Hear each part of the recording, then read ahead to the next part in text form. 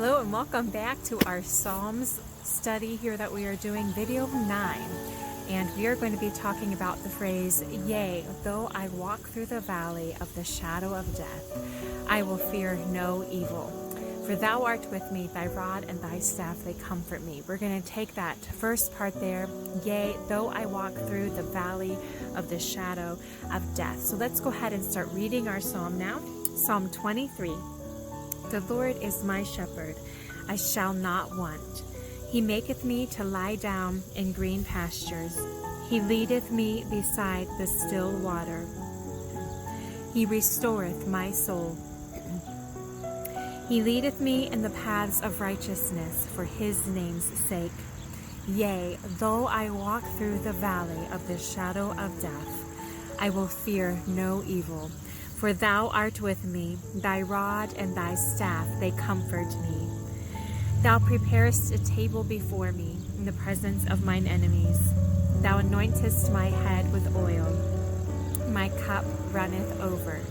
Surely goodness and mercy shall follow me all the days of my life, and I will dwell in the house of the Lord forever. So that is the phrase that we use all the time, or I have heard used all the time. And a lot of times people, when they're going through very difficult times and things like that, they'll say, "Yea, though I walk through the valley of the shadow of death." And as a Westerner, I did not realize until studying this out that that was something that was very personal to David. That wasn't something that was just metaphorically spoken or just thrown in there to be poetic or to sound good. In Israel today, even now, you can go, and this is a literal place, the valley of the shadow of death.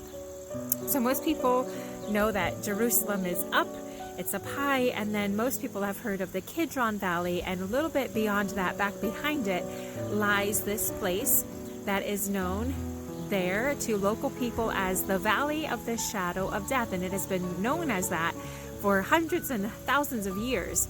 And so when David is saying, "Yea, though I walk through the valley of the shadow of death," that is something that people in Israel at that time, they would have been very aware of what he was saying, and it would have invoked a feeling of fear.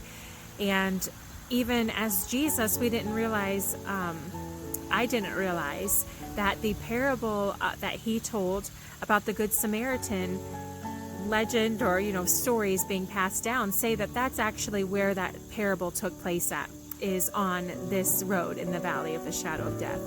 It is a place that you didn't want to be. It's in a valley, so it's down, and it has a shadow because of where it lies. It's on the eastern side of Jerusalem, behind the other valleys, and because of where it is located, the sun actually only shines on it when it's directly above it.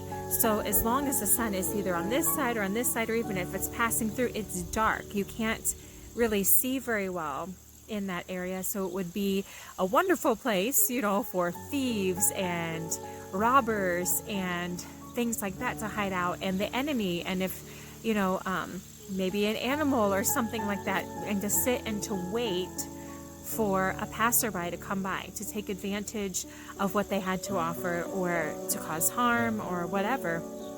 And it would have been dark and scary, and there are some places of it that are kind of steep and pretty narrow.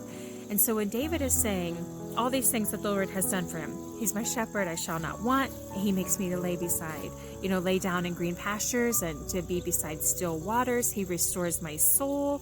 He leads me in paths of righteousness. And he says, "Yea." It's like David says, he does all these wonderful things, and then David says, "Yea." He's like, even if he leads me through the path of the shadow of death. So he's like, "Yea,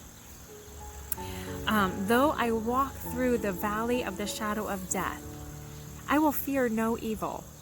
So it seems to me when he says, "I will fear," and then he says, "no evil," it almost is like "I will," and you have the word "no" there. It's like almost like they contradict, but David is saying, I am not going to be afraid. So even if my shepherd walks me through this place where I am, or even if I walk through this place, the valley of the shadow of death, if I am walking through this place, I am not going to be afraid, because my shepherd, the Lord is my shepherd, the Lord is going to protect me. He is going to be with me. And because of that, I'm not going to be afraid. So he's again taking us and referencing back to verse 1. He's saying, "Don't you know, the Lord's my shepherd, I shall not want." Everything that I need, everything is found inside of my shepherd. I am not going to be afraid if I find myself on the road, the valley of the shadow of death. I'm not going to be afraid of that, because no harm can befall me